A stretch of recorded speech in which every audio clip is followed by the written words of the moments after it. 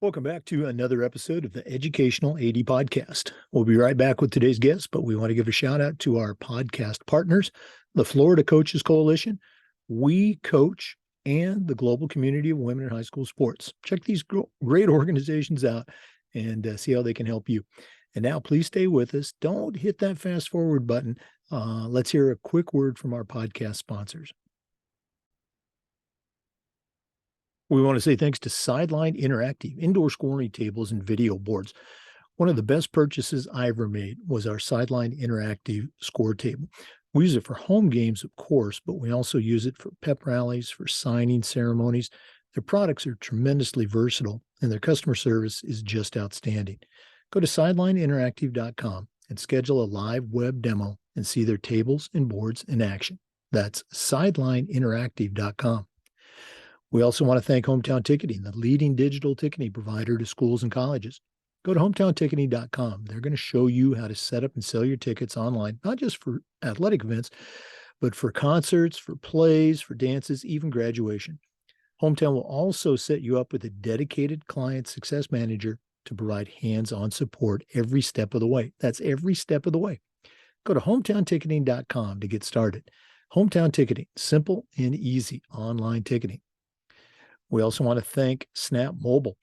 Snap Mobile has a variety of platforms. Snap Raise is the fundraising platform that we've used with great success, and you can too.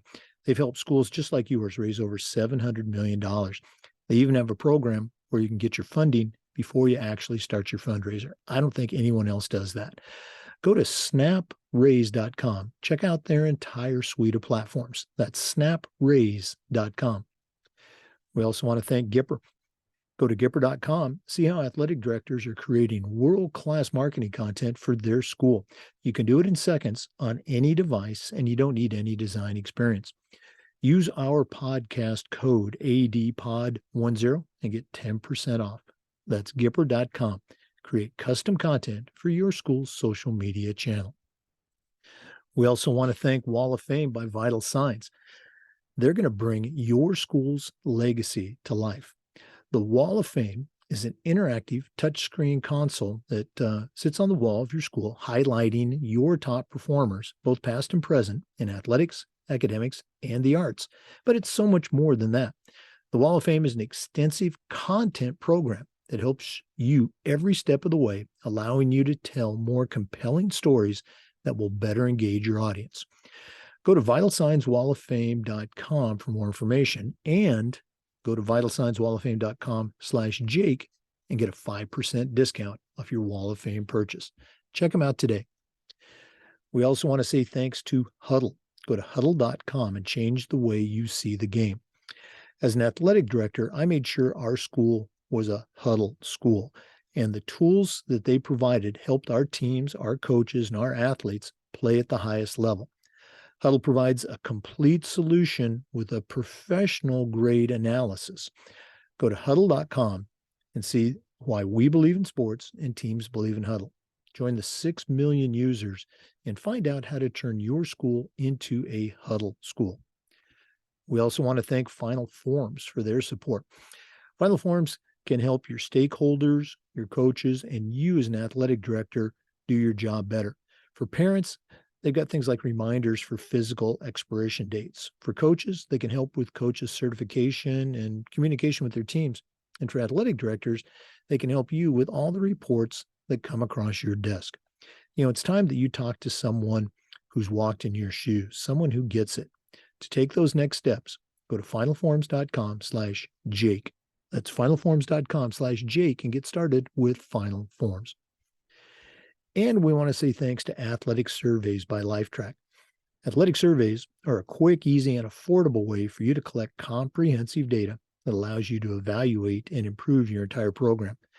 Athletic directors typically only hear from that 2% who want to gripe, that squeaky wheel parent, or maybe it's a frustrated athlete. And we need to hear from that 2%. But you also need to hear from that 98% that really love and support your program, because that's a tremendously valuable tool to have when you're talking with that disgruntled parent, or maybe your principal or your school board. Go to athleticsurveys.com and let them help you take the pulse of your student athletes and your parents. That's athleticsurveys.com. Welcome back, everyone, to another episode of the Educational AD Podcast. I know I say this just about every episode, but we've got a really cool guest today. Our guest is Nathan Whitaker.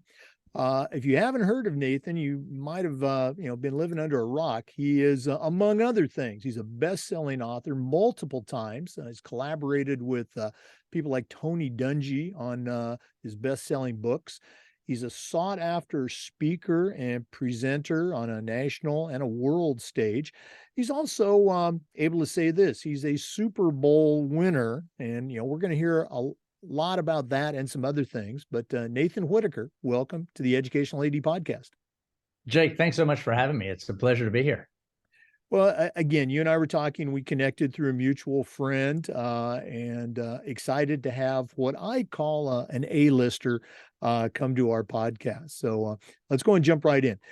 We always like to let our listeners have a chance to get to know our guests. So give us a little biographical information, where you were born, where you grew up, obviously, playing sports in high school. You've got a pretty good college sports experience to share. So maybe take us up through that point when you left college, and then we'll take a quick break and come back and hear about some of your earlier career exploits. But what's the Nathan Whitaker origin story? Well, I'm currently in Gainesville, Florida, which is where I started. Born in St. Pete, sixth generation Floridian, but by the time I was 3, we had moved to Gainesville. And of course, that makes our introduction even that much more ironic, in that Nick DeForest in Austria, of all places, connected you in Orlando and me in Gainesville. So we connected via Europe from 2 hours away from each other. But I grew up in Gainesville, huge Gator fan, went to every sporting event, really a great, watching Stranger Things, right? Everybody, we jumped on our bikes and rode to Florida baseball games and locked our bikes up against the fence, and then walked in and watched the UF play that, or walked to football games, went to every football game, went to Auburn, went to LSU, went to Kentucky as a kid growing up to see the Gators play. And so just a huge Florida sports fan. And unfortunately, or fortunately, as the case may be, loved playing, but am tall, thin. I had a college coach say, we're just going to let you grow into your frame. And we've discovered that I never did. And so I played. I was recruited to play baseball, mostly at kind of the Ivies and Davidson and some places like that. The biggest school that was interested in me was Duke. And so despite wanting to go to Florida and be a Gator and all that, ended up at Duke and as a baseball player, and then walked on in football. And the coach who had been talking to me about walking on in football was Steve Sloan, and his offensive coordinator was Tommy Bowden, who went on to coach at Clemson. And Coach Sloan retired and went to become an athletic director at Alabama right as I was arriving on campus. And so they hired a guy I'd certainly heard of here in Gainesville, Steve Spurrier, to be our new head coach. So it was quite an existence. I played baseball only for a year. A brand new coach came in as well in that sport. So I only played 1 year there, and then played 4 years of football. And so it was a really unique time for me, a neat experience to be around that. We won the ACC, and I used to wear that ring all the time. But as you jumped ahead, I actually usually wear my Super Bowl ring now if I'm speaking, instead of my ACC championship ring. But I'm awfully proud of both. So that kind of gets us up through, the only thing I've left out, if you want to hear it, is how little I played. We could go through every single play I played in college and still not extend the length of your podcast. So that was my experience. Well, again, I joke that, I played small college football, and I joke, I say injuries and a lack of talent kept me out of the NFL. But had to be a great experience. Talk a little bit about Coach Spurrier. I mean, that was one of his, stepping stones, I guess. But again, everywhere he went, he had great success. How was Coach Spurrier back in those Duke days? He was fantastic. And of course, as you would expect, and I just saw him 4 days ago, they named a street after him here in Gainesville. And so I got to go to that, and he's always at the podium, and he sees me and he nods, and he'll always say, and don't forget about Duke, that he is so appreciative to that, because he was out of coaching. He had finished his professional career. and then had worked a couple of times as a graduate assistant quarterbacks coach, and both staffs had gotten fired. And then he got the head job as the head coach of the Tampa Bay Bandits in the old USFL.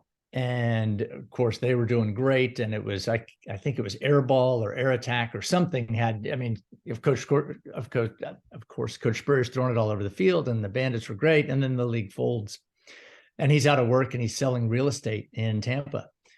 And Duke's athletic director hired Coach Spurrier from selling real estate in Tampa.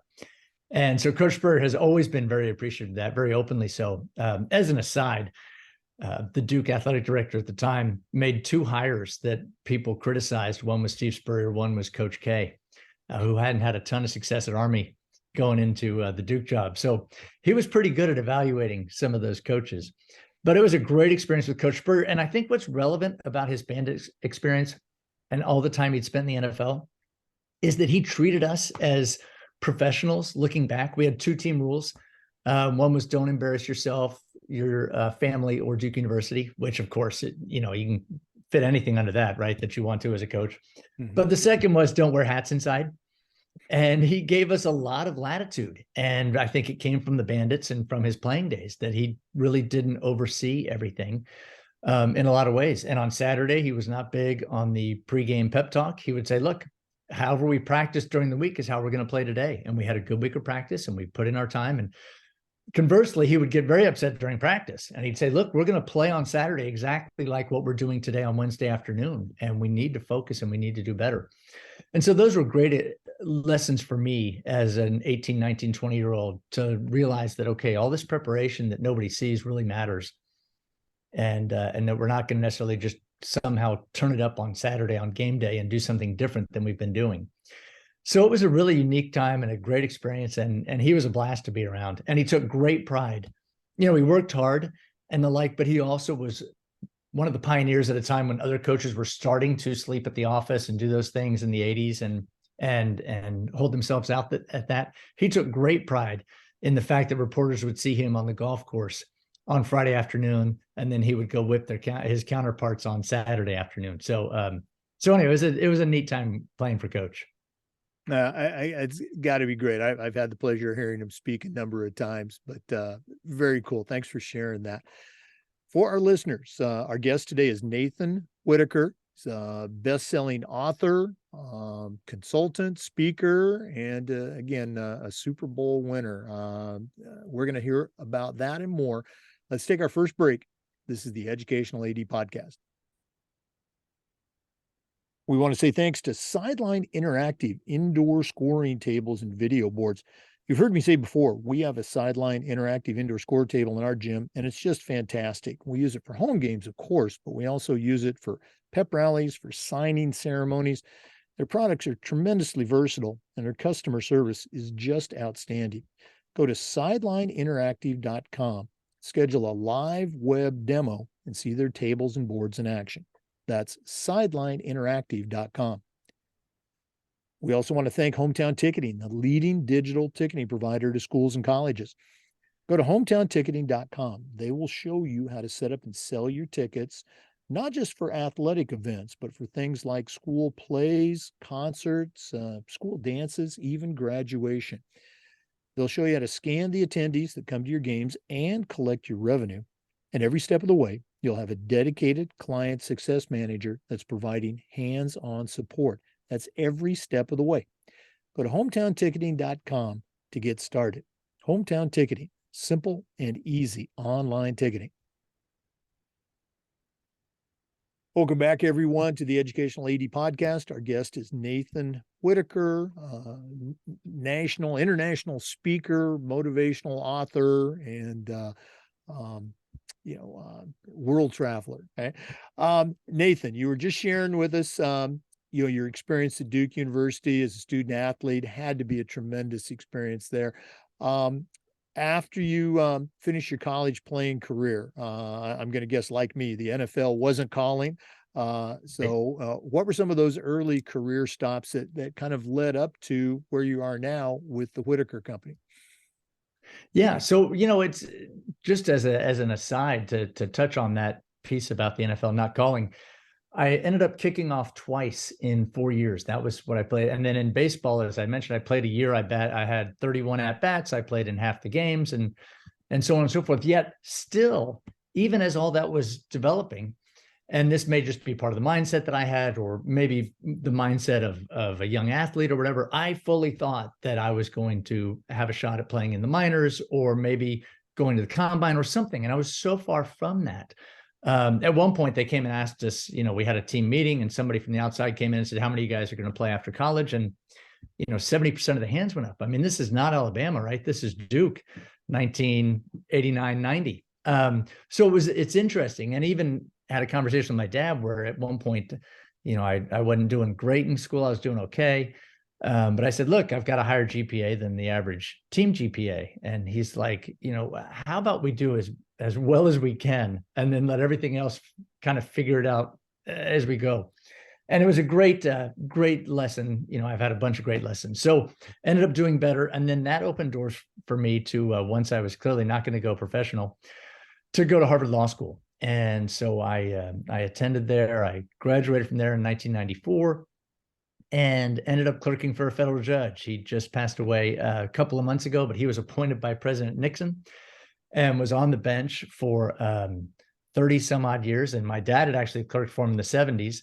I clerked for him in the 90s. And then a piece of information that'll be relevant to the rest of my story is that Rich McKay, the current president of the Atlanta Falcons, former GM of the Tampa Bay Buccaneers, clerked for Judge Hodges in the 80s, in between me and my dad. So I got a chance to work for Judge Hodges, who was an amazing mentor, and then practiced law for a couple of years and discovered that I really missed sports.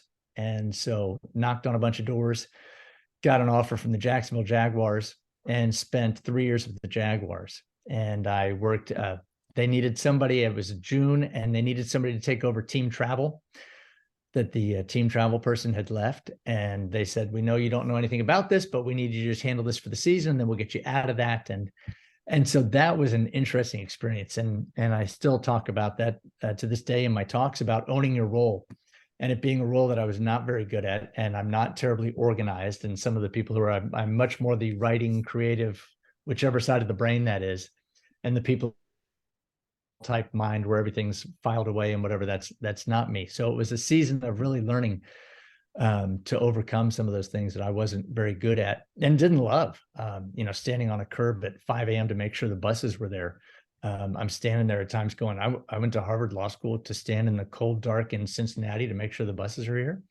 But it was a good experience. They then got me into doing more cap work and player personnel work. And then after 2 more years there, Rich McKay in Tampa brought me over to the Buccaneers, where I spent 3 years with the Bucs. And it was, my first year was with Tony Dungy.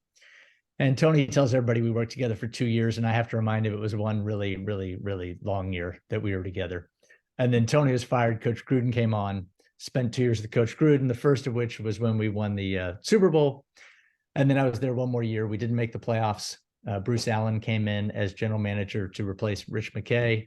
Bruce cleaned out the lot of us who were there. And that's when I headed on to other things. And so I had an offer from the Seahawks, a chance to go to the Bears and the Falcons, and thought I didn't go to law school to change jobs every 3 years. So tried to figure out what was next. Boy, again, I mentioned earlier that you've collaborated with Tony Dungy on a couple of books. Obviously, that was an impactful, long year. Talk a little bit about that experience. How did that relationship develop to where you collaborated on it? A number of successful books. Right. So 3 years with Tom Coughlin in Jacksonville I really appreciate Coach Coughlin and his approach to things. But then getting to Tampa with Tony, and his kids are running up and down the halls and they're doing homework there every afternoon. And I had a young daughter at the time. And all of a sudden it was this great environment for our family to be in, and a great experience. And so here we are, 2, 3, 4 months, we've bought a house, and all of a sudden there are rumors that if the Bucs don't do well this year, they kept losing in the wild card round to the Eagles. And if the Bucs don't do better this year, that Tony may be fired. And so I'm up in arms, and everything was going so well. And I thought, this can't be ending. this soon. And so was totally stressed out at times, as were others in the front office and other coaches. And Tony never was. I was with him every Monday when we'd go over the game film and we'd talk as a staff about what the players were doing, where our personnel issues were, whatever was going on. And he just never was any different in private than he was in public. And so I actually was with him late in the season. We were together alone. And I said, Coach, I really appreciate your witness in light of this circus that's been going on. And Tony just immediately looked at me, and he, as Tony does, he was ready. We'd already thought through it, I guess, and he was ready with an answer. And he said, Nathan, I can't help but think that there are times when God wants there to be a circus so that people can see there's another way to respond. And which amazing answer, it would have been an amazing answer to say, tough times don't last, but tough people do, or this has been a pain, but I'm just supposed to work through it, or it's a growth, whatever. But his response wasn't any, it was, this is exactly where I'm supposed to be. And it's supposed to be hard, and it's supposed to be painful. And it was just so enlightening to have him say that. And so we had, sure enough, 2 weeks later, we lose to the Eagles up in Philly in the playoffs. He gets fired. Coach Gruden comes on. And I found myself looking back at that moment and thinking that was a transformative moment for me, given all the stress, all the anxiety, all the things I felt. Half the coaches lost their jobs. I didn't. Explaining to my 3-year-old daughter why her babysitter wasn't coming back because it was Jim Caldwell's daughter who lived right behind us. And Jim went with Tony to the Colts, and then, of course, ended up coaching the Colts. And so trying to explain all those things and sort through those things. And meanwhile, Tony's of the mindset of, this is exactly where I'm supposed to be. And it's supposed to be hard at times, and that's okay. Wow. What a great story. I wish we could just do a whole show on that. For our listeners, our guest today is Nathan Whitaker, best-selling author, motivational speaker. We're going to take another quick break, but we're going to hear a lot more. So please stay with us. This is the Educational AD Podcast. We want to say thank you to Snap Mobile for their support. Snap Mobile is the parent company of an entire suite of platforms designed to help you do your job better. There's Snap Store, Snap Manage, Snap Connect, and Snap Raise is their fundraising platform. We've used it with great success, and they've helped schools just like yours raise over $700 million. They even have a program where you can get your funding before you actually start your fundraiser. I don't think anybody else does that. Go to snapraise.com. Check out their entire platform. That's snapraise.com. We also want to say thank you to Gipper. Go to Gipper.com and see how athletic directors and coaches are creating world-class content for their school's social media channels. You can do it in seconds, and you don't need any design experience. It's so easy, even I can do it. Go to Gipper.com, tell them you heard about it on the podcast, and use our code ADPOD10. and you'll get 10% off. That's Gipper.com. Create custom branded content for your school's social media channel. Welcome back, everyone, to the Educational AD Podcast. Nathan, we always ask our guests to share some of the mentors that they've had in their lives. None of us get to where we're at on our own. So who are some of the people that have helped you along the way? That the expression I always use is, I still hear their voices in my head. So whose voice do you still hear? Yeah, let me actually jump into it this way, if I could. I spoke to the Miami Dolphins a few years ago, and the week before I got there, they were supposed to write thank yous to 5 people who had helped them along the way, 5 of their mentors, if you will. And as I understood it initially, the players kind of groused, thought it was kind of silly. And then once they got into it, they really enjoyed it. And so when I came in a week later, I asked them, I said, okay, how many of you wrote to, because people are always saying to me, boy, if I was, or I often think, if only I was, Tony Dungy and on the sideline and people were watching me every week, or having done a book with Tim Tebow, if only I was Tim Tebow, right? And then I could really make a difference. And so I asked the guys, how many of you wrote to somebody like Tony or Tim or Michael Jordan or whomever? And of course, the answer, right? That none of them did. And that doesn't take away from anything that any of those guys did. But instead, they wrote to the same people that were mentors for me, right? My parents were a huge deal for me growing up. I was so blessed to have great parents who really built values into me and made sure that I was kind of on the right track. Judge Hodges, who I mentioned before, who was always very clear about, making sure we were doing the right thing by way of the taxpayers, by way of the litigants, by way of whomever was involved. And he would, if we ever kind of would go astray, he would pull out the Constitution and remind us where our duties lie, or lay, or what I've never learned. As a writer, I should know lie versus lay. And so, and then coaches. My high school baseball coach played a huge role in my life, and I still see him around town, as well as Coach Spurrier and other coaches that I've had along the way. And I think we need to keep that in mind, at least for me, as I move forward, that it's the coaches and the other people who are around, the neighbor next door, the other folks who really build into our lives and make a huge difference, and not sell ourselves short that, well, if only I was Tim Tebow, or if only I was Tony Dungy, then really I could be a mentor for somebody, or I could really change somebody's life. Reality is that we all are in a position to do that. And that's certainly been true for me and all those Dolphins players. Yeah, it's so true. Our parents, those coaches that we had, I had a coach in high school. It was his first year right out of college. So he's, 5, 6 years older than me. But to this day, he's still, coaching baseball and traveling the world. He was just down in Ecuador, working with their youth team, and we're friends on Facebook. So you're right. They have these lasting, life-changing impact on us. Appreciate you sharing that. If you can, let's go back to that Super Bowl season. How did that all play out? What are the memories that you take away from that again, you're still sharing today when you speak to audiences? Right. Yeah. And with the Super Bowl just having recently passed, that's always fresh in my mind, even 20 years later. It was a great experience. And what was interesting looking back, there are people who say, boy, you won it with Tony's team, or others who, and I don't know that there's really a clear, easy explanation. We had a lot of the pieces in place when Tony was there, and then Coach Gruden took over. And Coach Gruden did a lot of really good things that year. One of the things we had that I think carried over from Tony was, of course, an incredible defense, great defensive staff that stayed on. But Tony had developed that defense, kind of taking bits and pieces he had learned with the Vikings, things that he had taken from the Steelers, and put that together. And then there was a fantastic defense with Sapp and Brooks and Barber and, Lynch, and actual NFL Hall of Famers, let alone Buck greats.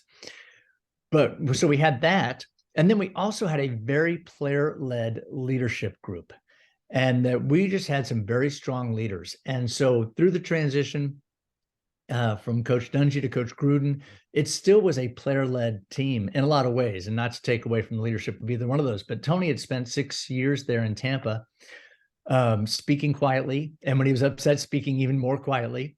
And the players learned, okay, here's what we need to do, and here's how we need to conduct ourselves. And that really carried over into that Super Bowl year. And then I think Coach Gruden brought a great energy that I think that, maybe that boost was probably a good thing. And that one of the interesting things was that Monty Kiffin was our defensive coordinator, and Monty and John was the offensive coordinator in addition to the head coach, and they would both sprint to practice. And every practice had at least one session of the ones going against the ones. And they were bound and determined to beat the other guy. And so there was an amazing energy that came kind of back to the days with Coach Spurrier, talking about how you practice is going to be how you play. Our practices were incredibly spirited, a lot of focus, a lot of energy. And so I think he did that very well. And then the other thing that I tell folks is I was in the coach's box during games. I was helping with replays because they all had a function of what they needed to do during the game. And so I would just be kind of watching the game, watching the monitor, and I'd kind of blurt out, hey, he might've had both feet in, take a look. And the coaches would kind of do that. And so anyway, any blown calls, any blown challenges were probably my fault those couple of seasons.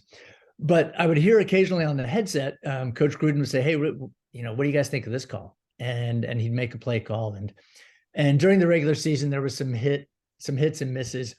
And once the playoffs started, every time he said that, it was gain of 40, touchdown, big first down, whatever. He did an amazing job calling games, knowing what was coming, thinking 3 steps ahead.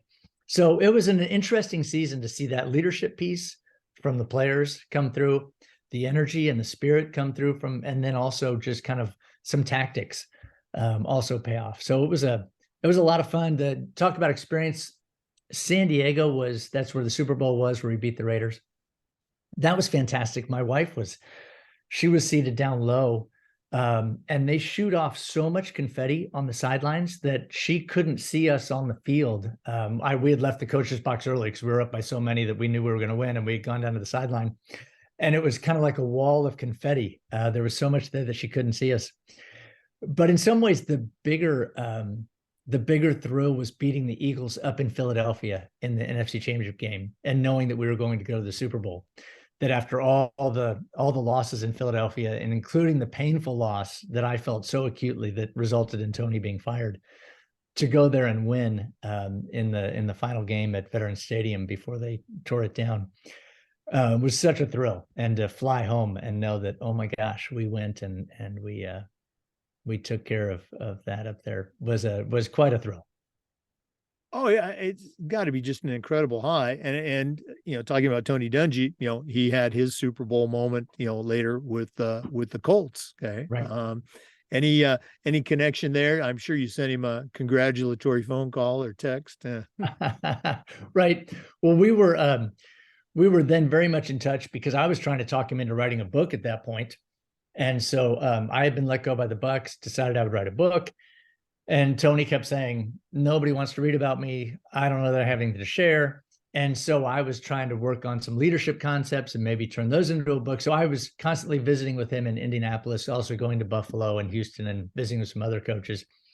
But was in touch with Tony throughout that whole experience. And it was a great experience. And of course, coming off the tragedy of his son's death 11 months earlier, a year earlier, such a challenging time, but so interesting as an outsider and affirming to watch the Colts pull together as a team, as an organization, as a city around all those events was gratifying, even though I wasn't directly a part of those.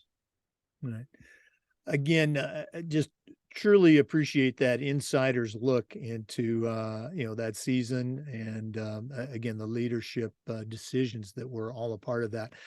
For listeners, our guest is Nathan Whitaker, best-selling author, national, international speaker. We're going to take another quick break, and then we're going to hear more about his organization right now, his authorship, some of the books. So please stay with us. This is the Educational AD Podcast. We want to take a moment and thank Vital Signs Wall of Fame for their support. Their mission is to bring your school's legacy to life. And the Wall of Fame is an interactive touchscreen video console that sits on your wall in your school and highlights your top performers, both past and present, in athletics, academics, and the arts. But it's so much more than that. The Wall of Fame is an extensive content program that helps you every step of the way and allows you to tell more compelling stories that will better engage your audience. Go to vitalsignswalloffame.com and find out more about their products, and then use the link vitalsignswalloffame.com/Jake and get a 5% discount off your Wall of Fame purchase. That's vitalsignswalloffame.com/Jake. Check them out today. We also want to say thank you to Huddle. Go to huddle.com and change the way you see the game. As a football coach, I used Huddle for years, but as an athletic director, I made sure our school was a Huddle school. And Huddle provided our coaches, our teams, and our athletes the tools that they needed to improve. Huddle is a professional-grade solution to the challenges you face as an athletic director. At Huddle, we believe in sports, and teams believe in Huddle. Join the 6 million users and find out how to turn your school into a Huddle school. That's huddle.com. Welcome back, everyone, to the Educational AD Podcast. Our guest is Nathan Whitaker. Nathan, we talked a little bit about, you authored a number of books, several of them with Tony Dungy, but you're also a very sought after speaker. Maybe talk a little bit about, your organization, some of the services it can provide to our listeners, how they can get in touch with you, all that. And then, again, how they can get a hold of the books, both personally, as well as possibly for their coaching staff? Sure. So yeah, as I alluded to earlier, ended up writing Tony Dungy's book after getting to know Tony and having those experiences with him. And so we wrote his memoir, and that was Quiet Strength, which ended up hitting #1 on the New York Times bestseller list, and just an amazing experience. And then that led into a career in writing. I thought maybe I'd have to go back, not have to, but maybe I'd go back to the NFL or go back to practicing law or whatever it was. And now I've been writing for 16 years and speaking. And so then that has led to other things. As you mentioned, a bunch of books with Tony. Then I've also got the Tim Tebow book that he and I did together. And so just some really neat things. And then that has led to getting a chance to speak. And I've been able to speak on significance, as I mentioned earlier, about mentoring, what it is to be a role model in somebody's life, and how we all can do that and play a part. But then also speak on leadership, team building, other lessons as well. And so I speak to teams all over. As you mentioned, I went to a conference last year in Thailand, where I spoke to athletic directors from around the world and talked to them about best practices with coaches, ways in which they can help their teams individually and then their team of coaches, and how they can better accomplish the things they're trying to accomplish. I even went into a school in Bangkok, and I've done this elsewhere as well, and talked to the parents and talked to them about why play sports, why let your children play sports. And as you know, and your listeners know, I mean, I learned so many things on the sports fields, and in a setting where it really didn't matter, right? I mean, failing is miserable, and being on the field in a doubleheader in American Legion ball as I'm getting ready to go to Duke, and I'm playing there. And ironically, in the other dugout was Chipper Jones. So maybe that's part of why we didn't have more success against that team from South Florida that we were playing that day. But I was playing shortstop. I went 0 for 6 with 6 errors. I mean, it just all came together so nicely that day. But you start to realize, okay, one, this isn't going to matter in 4, 6, 5 years. It's not even going to matter in a week. But also you've got to get off the field, right? And so there's a time after the 5th error where you're going, please don't hit it to me. Do anything but hit it to me. And then you have to realize that, wait a minute, I'm the only one who can control my mind here. And I've got to figure out a way to get out of this situation and not keep digging. So that I really enjoyed giving that talk as well, and talking to parents about why we let our kids play. And it's not about scholarships are great and all those things are great, but really it's about all that I learned for the rest of my life playing sports that mattered. So that's a lot of the speaking I do. Just, quick plug for these 2 books. The Mentor Leader was, as I mentioned, when I was trying to develop some leadership concepts when Tony didn't want to write his life story, and he was with the Colts, and he kept saying, nobody wants to read about me. I came up with all these leadership principles. We ended up writing his memoir.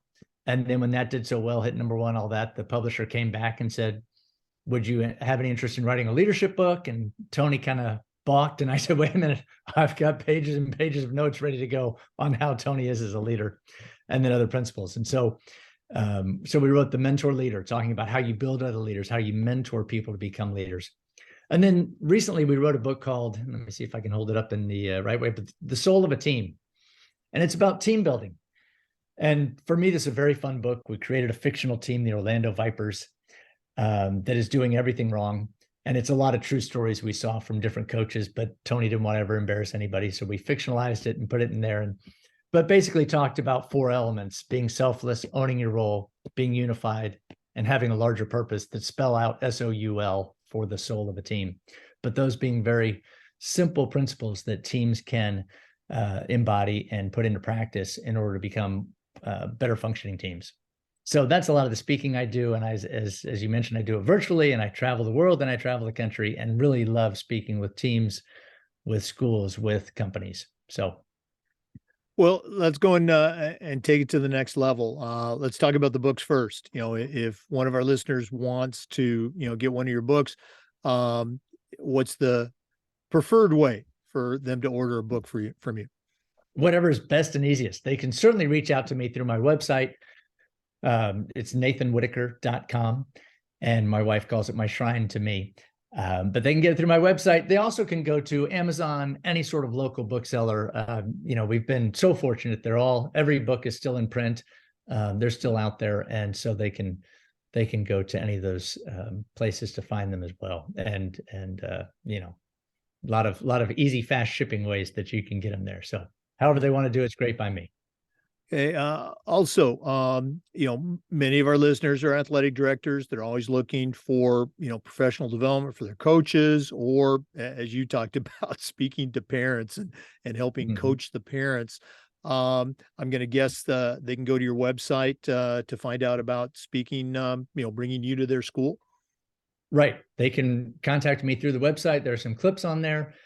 And I've done everything from, for the longest time, I did primarily keynotes, either school assemblies or, I did one the other day at a local high school, just 25 minutes on team building for the team before they started their season. But I've also started doing more workshops, and then I've started doing some, at a couple of schools, have done some like smaller modules where we'll just take one topic and we'll do it. And we've done 4 or 5 of those at a particular school, and just kind of delved in some things where they can think about it, and we can come back in a week and talk again. The book, The Soul of a Team, because the first, however much of it is fictional, the end piece is full of questions and things that they can talk about and do with their teams or with each other or with coaches. So that's kind of there's some value in there as well, as far as things that they can do exercise wise. But yes, I do workshops and virtual conversations and then also keynotes, whatever makes sense for a particular group.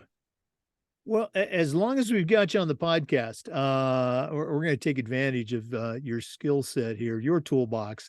One of the things we try to do is this idea of sharing best practices. So in your experience, you've Division I athlete, very successful program, Super Bowl champ, you spoke all over the country, all over the world.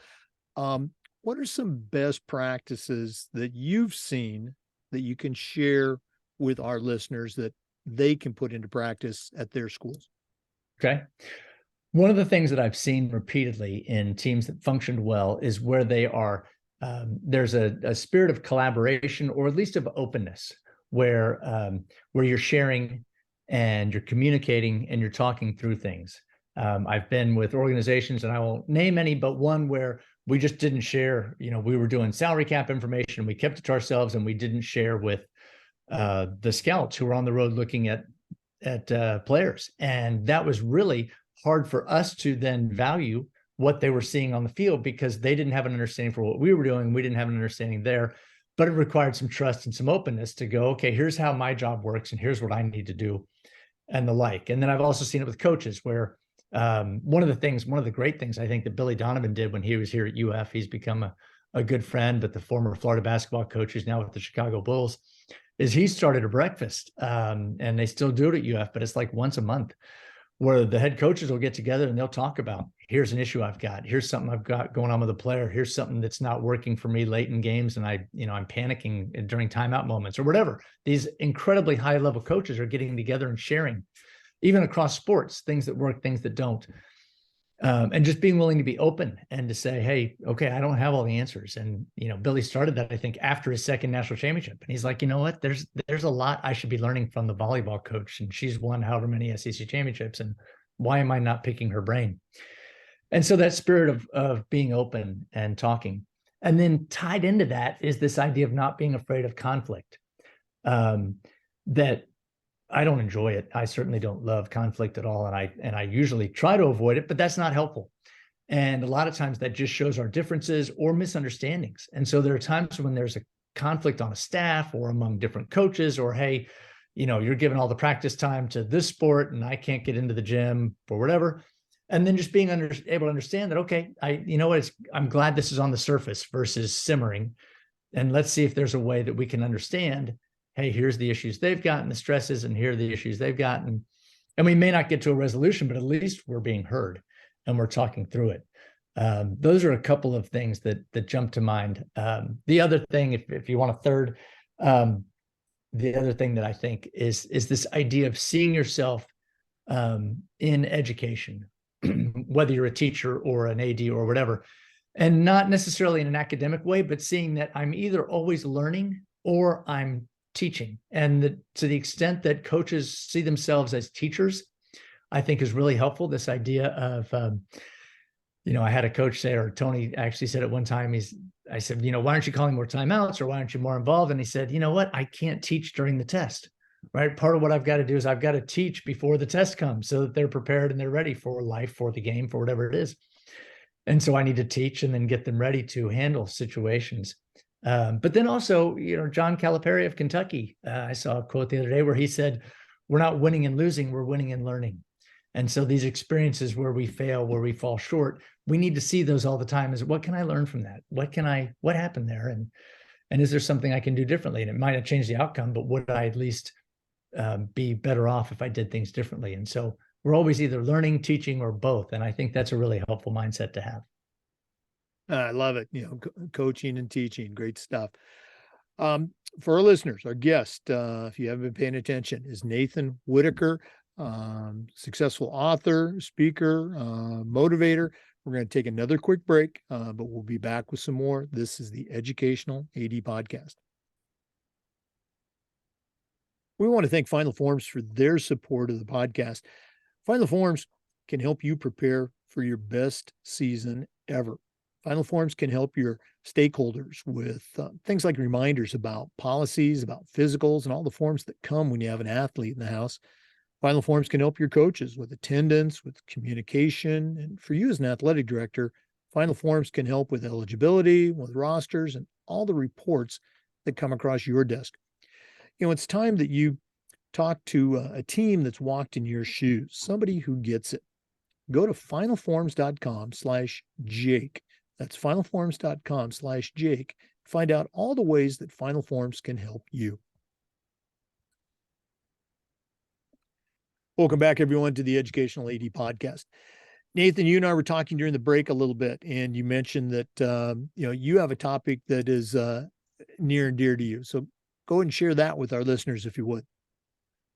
Yeah, thanks. I appreciate that, Jake. Wanted to talk a little bit about resilience and toughness, mental toughness, whatever you want to call it. I think in a lot of ways it's all interrelated. And I've spoken on that a fair amount, and I'm getting more and more requests to speak on that there's a lot of anxiety out there. There's a lot of, just life is hard. There are a lot of challenges going on. And so just some of the things I've learned, I thought I'd just kind of quickly share a couple of things I've learned because, it's been great to be on my own and working on my own, but I also sit alone in a room a lot of times when I'm not on the road speaking. And so having to kind of sort through some of my own anxiety or uncertainty about where the next paycheck or project may come from and sort through all those things. I've learned some of these things firsthand, but then I've also had a chance to talk to coaches and others and professionals about some of the things that work. And one of the things that was really important for me that may or may not resonate with folks is this idea of first world problems, and that I'm not going to have to find clean water today, or I'm not going to have to deal with, the Syrian earthquake and civil war and some of those things, that these unbelievable issues that people are dealing with. And one of the things I had to realize was that these are still problems, right? My first world problems are still problems. And for the longest time, I dismissed them as, well, you know what, at least I don't have to find clean water. And so I'd try to push it aside. And these issues that I was having were continuing to bubble up. And I've seen that with my children as well, that, on the outside you look and you go, this is really pretty minimal. And it's just not that big a deal, at least for me looking as their dad going, I wouldn't be stressed out about that at all. But they are, and it's real. And so it's not something that I need to dismiss. That instead it's something that I need to give myself a little grace for and say, okay, that's all right, that I've been wired to be concerned about this. And then what's a way to address it? And one of the really positive ways that I found to address it is to not project the pain forward forever. That whatever it is that's causing me anxiety, causing me whatever, that we often overestimate how long the pain will last. And we think, I'll never be happy again. I'll never dig myself out of this hole. I'll never, whatever it is.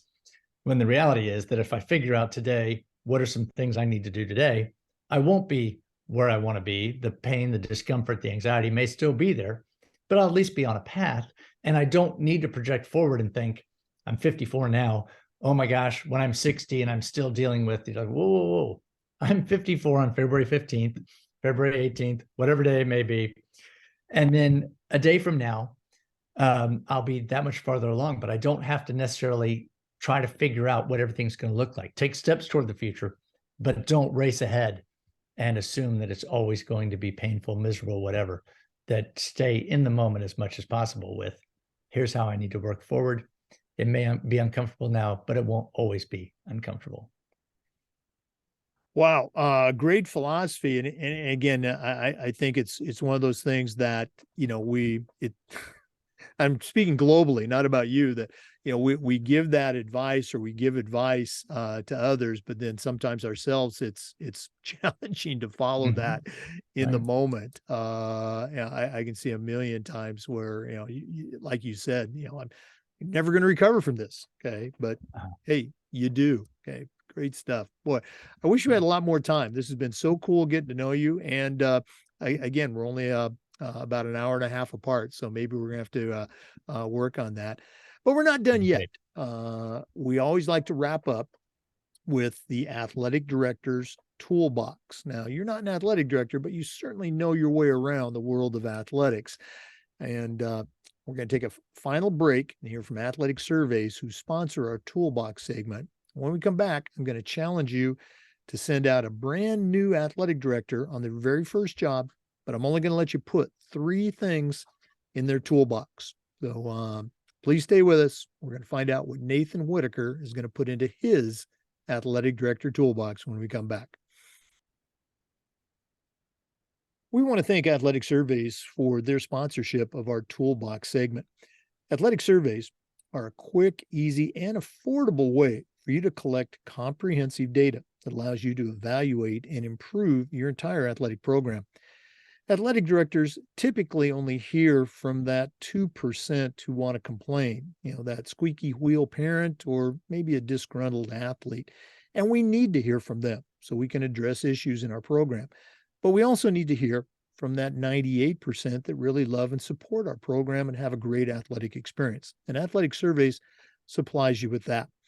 Go to athleticsurveys.com and see all the ways that they can create a custom survey for your community. If you've never taken the pulse of your student athletes or your parents, you're really missing out. Talk to the pros at Athletic Surveys by Lifetrack and let them help you take your athletic program from good to great. Well, it's that time of the podcast. We've been visiting with Nathan Whitaker, very successful author, speaker, consultant, and now we're going to challenge him to send out a brand new athletic director on their very first job, but we're only going to let him put 3 things in their toolbox. So, Nathan, what 3 items are going to go into your new athletic director toolbox? Great. 2 of them I've touched on, and I'll highlight those quickly, and then a third. One is to always see yourself in education. You're either teaching or learning or both, and to see yourself as, how can I grow? How can I learn from this experience? How can I grow from new materials, new things I'm running across? And then how can I be communicating and teaching those things to others? That's the first, is to see yourself in that mindset, of that growth mindset, to be learning and teaching. Second, I touched on actually in that answer, and that's to communicate, to make sure you're willing to communicate. It's funny, we spend a lot of time with the squeaky wheel and the company who just sponsored this segment, Athletic Surveys, talked about how to deal with the squeaky wheel. But the important thing that they touched on was, how do you deal with the folks who aren't squeaky? And how do you value their voice? I had a professor recently talk to me about a stay interview, he calls it. And what do you do, not when somebody's exiting, but what if you've got a loyal employee who's going to stay? How do you make sure you hear them? And are you intentionally sitting down with that coach who's always going to be there, always going to be in your corner, and find out from them, hey, what would work better? What can I do better around here? Or what's going really well, or whatever it is. But not only then reward, if you will, the people who are complaining, but also to go to the people who are there, who are staying. And then maybe it keeps them staying longer if they feel like they're heard. It certainly would make me feel that way, but also as a chance for growth and a chance for them to come up with ideas. And so the more you're communicating and not fearing that conflict, but being willing to hear people out and to hear those differing things. The third, that's kind of been underlying a lot of what I've been saying, whether it's been Judge Hodges or Tony Dungy or Tim Tebow or my parents, is this idea of values, and to never lose sight of your values, to know what they are, and then not lose sight of them. There are a lot of times when somebody or situation or whatever will come across and you'll say, okay, well, you know what? Nobody really saw that, or Yes, we might have gotten extra time on the clock or whatever it may be. And it's a chance for you and your coaches and your students to stand up and say, you know what, here's the right answer. And I'm going to live the rest of my life with this right answer, whatever it may be, and to move ahead with that. And to understand that, we're playing hard, we're playing by the rules, we're doing whatever, but to not lose sight of our values, whether it's how much time we're spending at the office, how much time we're spending at home, whatever it may be, but to remember your values and to stick with those, because holding on to that anchor is never going to disappoint you. Wow. I don't know if you noticed, I was scribbling down notes again. Great stuff. Thanks so much for sharing that. One more time, if one of our listeners wants to reach out, find out more about the books, or possibly have you come to their school, what's the best way they can get a hold of you? Sure. It's www.nathanwhitaker.com. That's Whitaker with one T. If you got any questions to how to spell my name, you can go to Amazon and look up Tony Dungy's book and go to the cover and find the teeny tiny print, the with Nathan Whitaker part. But you can contact me through my website. I would love to answer emails, come talk to your school, do whatever. But you can find out the different books, the different resources, and then contact me through that. So, and then also on social media, but the website's probably the easiest spot for the purposes of this. Nathan Whitaker, author, speaker, consultant, Super Bowl champion, and ACC champion. We want to throw that in there too. Thank you. Thanks so much for being on the podcast, and all the best moving forward. Great. Thank you so much, Jake. I really appreciate it and all that you do. Oh, well, thank you. This has been great. For listeners, we appreciate you tuning in, and we upload every episode to the Educational AD Podcast YouTube channel. Come back next time for another great guest, and make sure you check out our other episodes on the Educational AD Podcast. Thanks again. I hope you enjoyed that episode. Please visit Nathan's website and check out his books, just outstanding series of books that he's collaborated with Tony Dungy on. As always, we appreciate you listening. Check out our sponsors, and we'll see you next time on the Educational AD Podcast.